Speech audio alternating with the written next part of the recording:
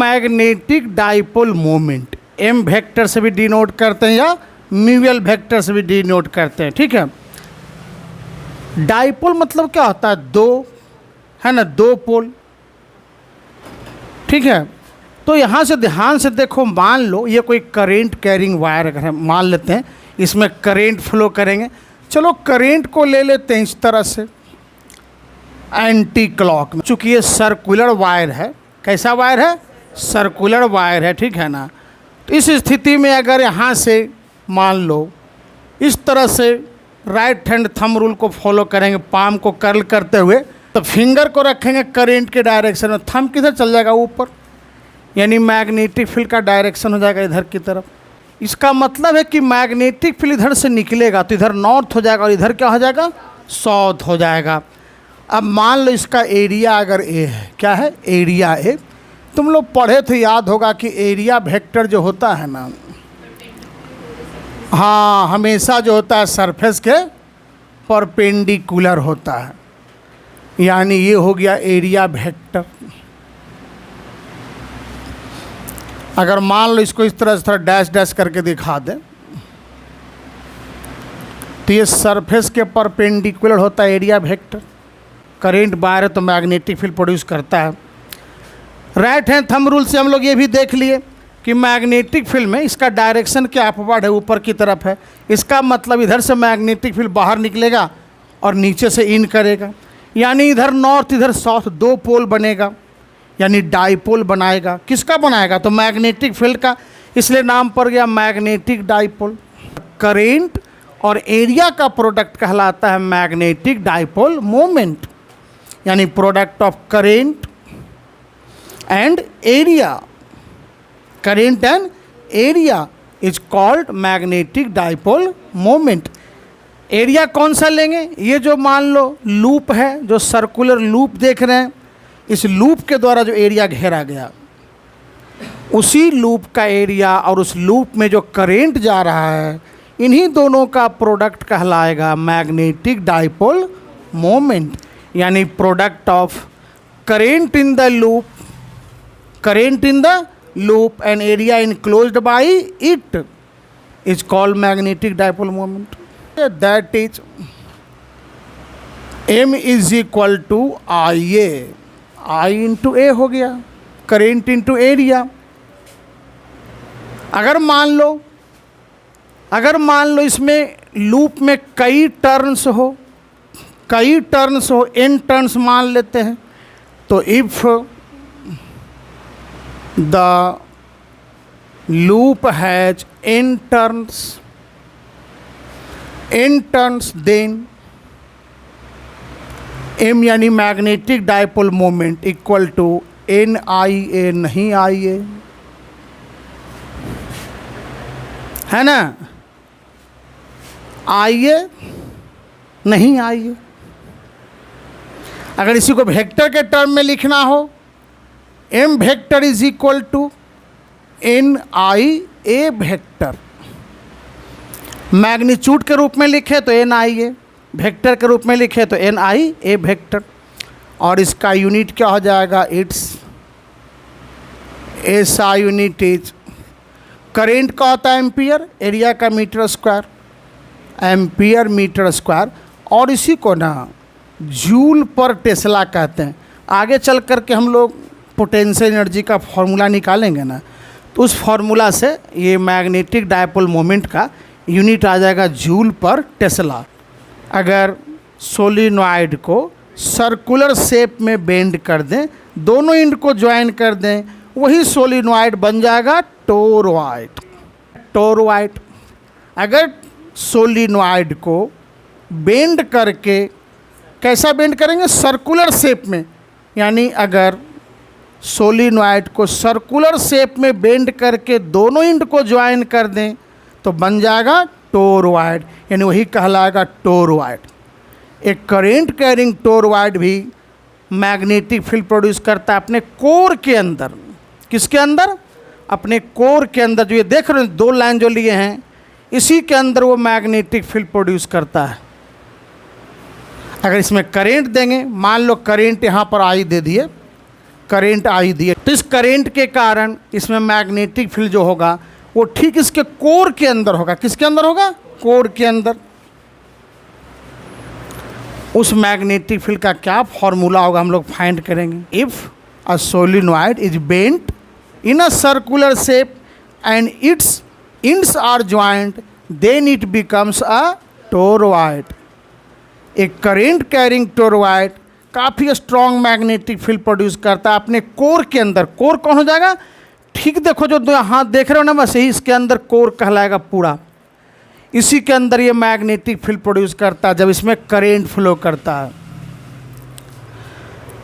Solenoid और इसमें क्या थोड़ा अंतर है? सोलिनॉइड के केस में क्या होता है ना, मैग्नेटिक फील्ड मान लो उसके अंदर भी प्रोड्यूस होता है, लेकिन कुछ मैग्नेटिक फील्ड बाहर भी हो जाता है। समझ गए? इसमें क्या होता है कि मैक्सिमम मैग्नेटिक फील्ड जो होता है, ठीक है, इसके कोर के अंदर होता है और बाहर जो होता है नेग्लिजिबल होता है।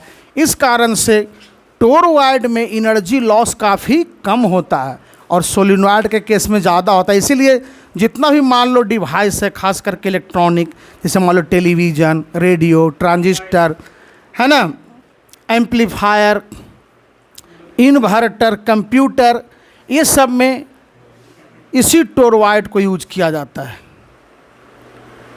मैग्नेटिक फील्ड प्रोड्यूस करने के लिए, मैग्नेटिक फील्ड फाइंड करने के लिए। ये सर्कुलर लूप है और इसके किसी पॉइंट पर, जैसे मान लो अगर right hand thumb rule apply करेंगे ना, तो किसी पॉइंट पर जो मैग्नेटिक फील्ड होगा वो टेंजेंट के लॉन्ग होगा और एलिमेंट जो काटेंगे ना डीएल, तो डीएल वेक्टर भी हो जाएगा टेंजेंट के लॉन्ग, तो दोनों सेम डायरेक्शन में हो जाएगा एंड दोनों के बीच का एंगल हो जाएगा 0 degree. It is used in television, radio, computer, amplifier,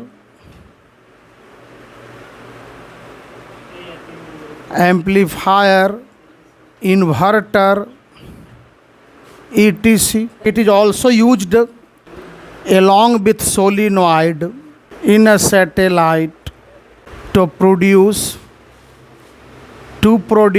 a strong magnetic field. Magnetic field inside a toroid. इस टोरॉइड के कोर के अंदर क्या मैग्नेटिक फील्ड होगा, उसका क्या फॉर्मूला होगा, वही फाइंड करेंगे। To find the magnetic field inside core of the toroid, consider a circular loop of radius r as shown in the figure. Since dl vector parallel to b vector, दोनों same direction में है, तो therefore क्या हो जाएगा, theta is equal to 0 degree. Theta 0 degree, तो यहाँ पर कॉस थीटा का वैल्यू लिखोगे, कॉस 0 डिग्री का वैल्यू 1 हो जाएगा। अब क्या निकालेंगे? पूरे मैग्नेटिक फील्ड का सर्कुलेशन लेंगे इस सर्कुलर लूप से, तो लिखेंगे circulation of magnetic field along the circular loop,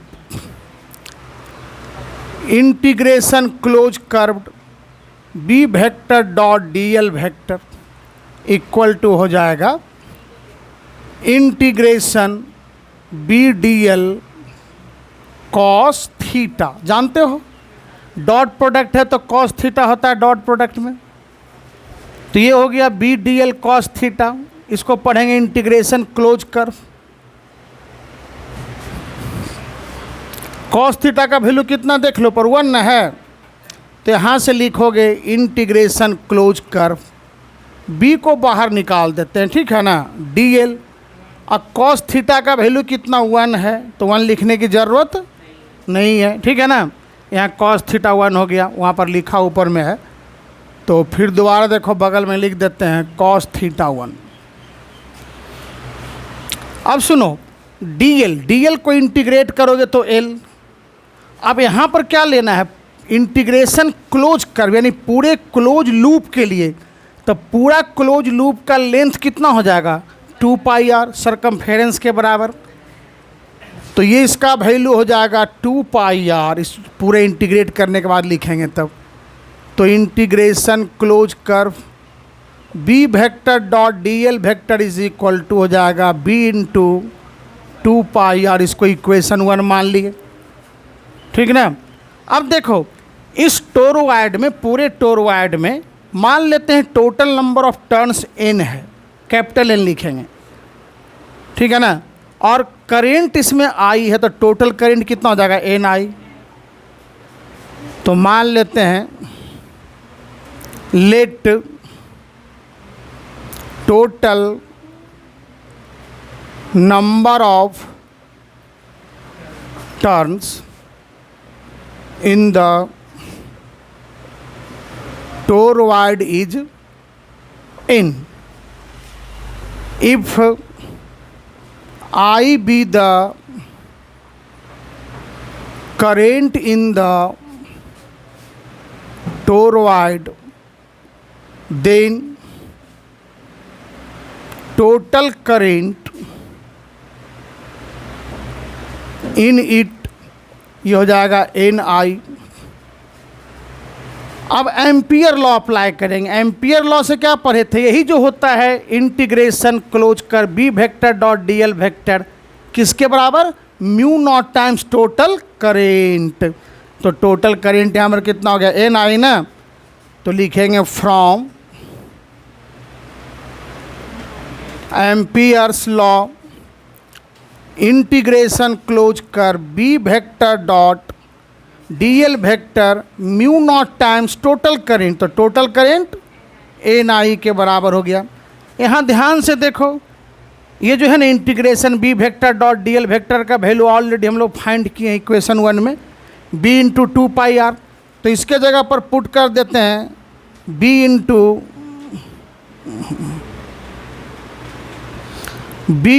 2πr और ये हो जाएगा म्यू नॉट NI। कहाँ से लिखेंगे, तो फ्रॉम फर्स्ट। देखो साइड में इधर लिख देते हैं, ठीक है ना। तो b इज इक्वल टू कितना हो जाएगा, mu naught NI divided by कितना 2πr। टॉर्क ऑन है current loop placed in magnetic field, यानी अगर किसी करेंट लूप को मैग्नेटिक फील्ड में प्लेस करेंगे तो उस पर टॉर्क लगेगा। क्या लगेगा, टॉर्क। उस टॉर्क के लिए फॉर्मूला डिराइव करेंगे। टॉर्क के बारे में पहले भी पढ़ चुके हो, किसको कहते हैं, टर्निंग इफेक्ट ऑफ फोर्स। यानी फोर्स के द्वारा अगर टर्न कर दिया जाए तो टॉर्क कहते हैं। दरवाज़ा ओपन क्लोज हुआ ना, तो यहाँ टॉर्क लगाते हैं। साइकिल या बाइक मोटरसाइकिल का हैंडल मोड़ते हैं फोर्स लगा के, तो टॉर्क लगाते हैं, है कि नहीं। चापाकल से पानी निकालते हैं तो हैंडल ऊपर नीचे करते हैं, टॉर्क लगाते हैं। तो जहाँ भी फोर्स के द्वारा किसी बॉडी को टर्न कर दिए, यानी टर्निंग इफेक्ट ऑफ फोर्स को क्या कहते हैं, टॉर्क। यहाँ पर भी करेंट लूप को अगर प्लेस करेंगे तो फोर्स लगेगा, ठीक है ना, समझ गए, और वो टर्न करेगा, टॉर्क लगेगा। PQRS एक करेंट लूप ले लेते हैं। चलो मान लो करेंट यहाँ से जा रहा हो, I लौटेगा भी I। करेंट इधर से होते हुए चलो इधर गया, फिर ऐसे से ऐसे आ जाएगा, ठीक ना। ये हो गया। मान लेते हैं इस लूप का लेंथ जो है ना वो L है। कितना है, L। ब्रेथ कितना है, B। ठीक मान लो ये एक्सिस है, यहाँ से क्या करते हैं, एक एक्सिस ड्रॉ कर दिए इस तरीके से। यहाँ पर हम लोग दो सिचुएशन जानेंगे, दो केस।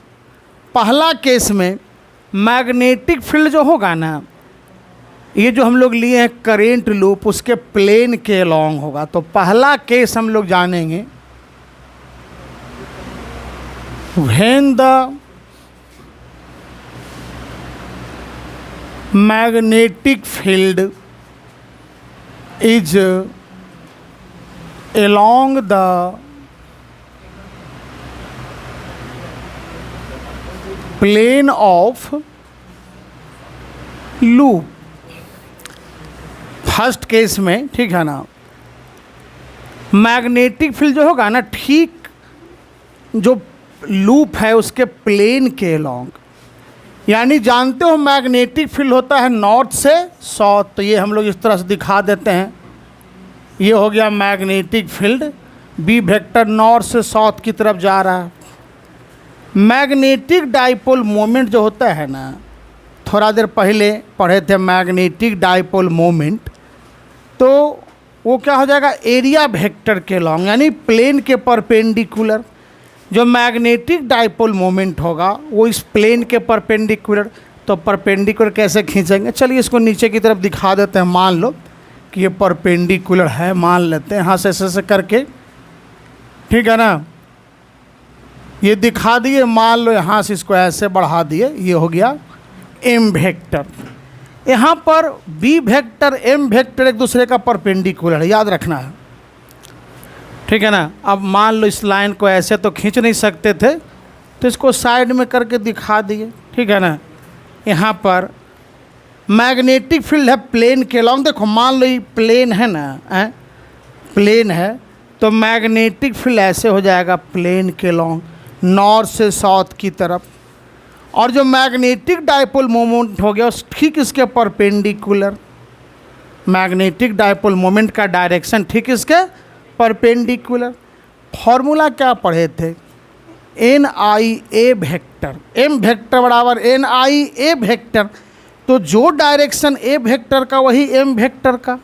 तो ए वेक्टर का डायरेक्शन क्या लिखे थे, उस एरिया के परपेंडिकुलर, जिस एरिया को हम लोग लिए थे। यहाँ पर भी मान लो एरिया तो यही बन रहा है करेंट लूप का, पी क्यू आर एस, एक रेक्टेंगुलर एरिया है, तो मैग्नेटिक डाइपोल मोमेंट इसी के परपेंडिकुलर होगा।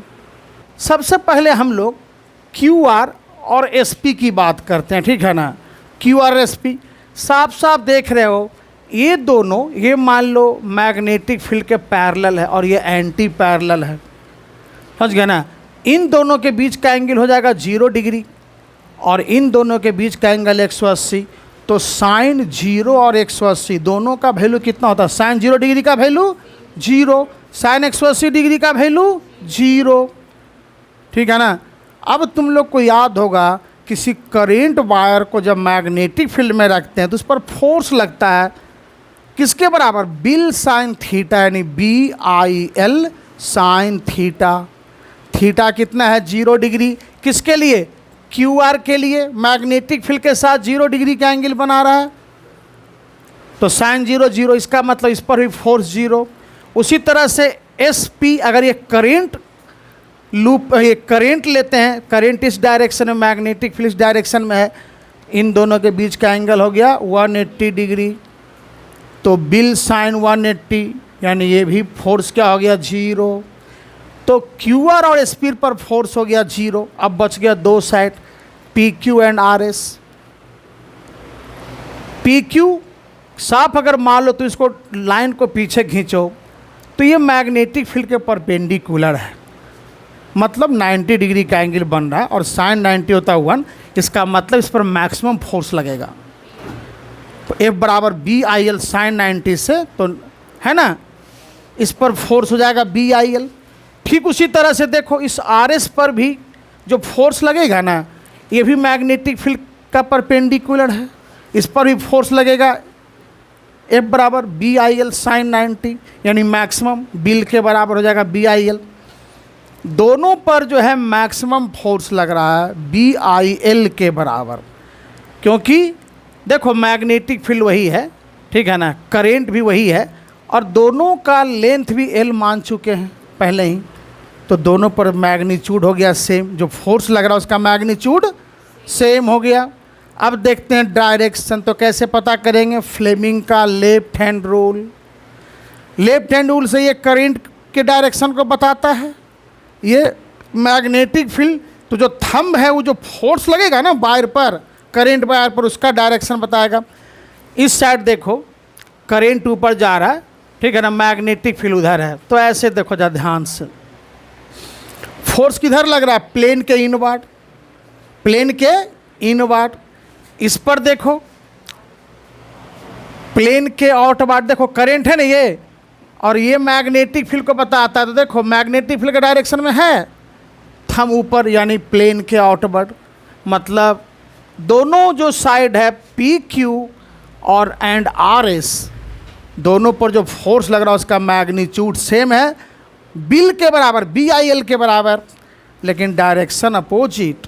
तो नेट फोर्स क्या हो जाएगा, जीरो।